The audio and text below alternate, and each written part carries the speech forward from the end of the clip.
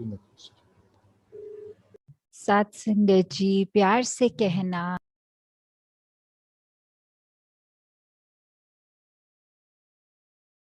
Room में कार्यक्रम है और सभी ने फिर वही संदेश दिया जो युगों युगों से संतों ने दिया है कि अपनी आप को इस परमात्मा से जोड़ के रखें, हर पल इसी के एहसास में, और मानवीय गुणों से अपने आप को युक्त कर लें। जैसे एक उदाहरण कि अगर एक आंख में अपने ही पलकों का बाल चला जाता है तो आंख बहुत कठिनाई सहती है, वो बहुत इरिटेटेड रहती है, और फिर अगर वो ज्यादा देर पड़ा रहता है और थोड़ी शीशा खुद देखना पड़ता है उसको निकालने के लिए या कोई निकाल देता है, तो फिर भी वो आंख की लाली कुछ देर कायम रहती है। वो इरिटेशन, वो बाल हट भी गया चाहे, फिर भी एक वो परेशानी में थोड़ी देर और रहती है। तो वो जो जड़ है वो तो खत्म हो गई, पर एक उसके आफ्टर इफेक्ट्स होते हैं। ऐसे ही एक हम सबके पास वचनों जो है, हमारे बोल हैं,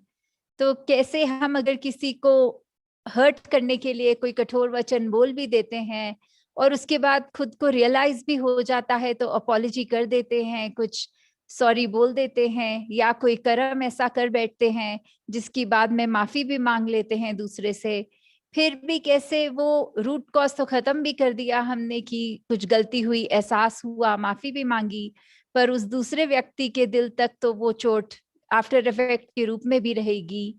तो कैसे हमने हर एक के मनों में सिर्फ एक पॉजिटिव जगह बनानी है, अपने बोलों से सिर्फ मीठे वचन, अच्छी बातें ही बोलनी है,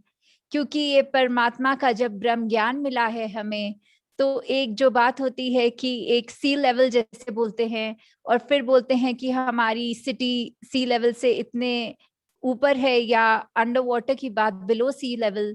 तो ये जब ब्रह्म ज्ञान मिल गया है तो भक्ति के वो हम बेस वो सी लेवल पे हैं। तो अब हर एक को जहाँ एक ही प्लेटफॉर्म पे खड़ा कर दिया है, बिल्कुल एक ही हाइट पे,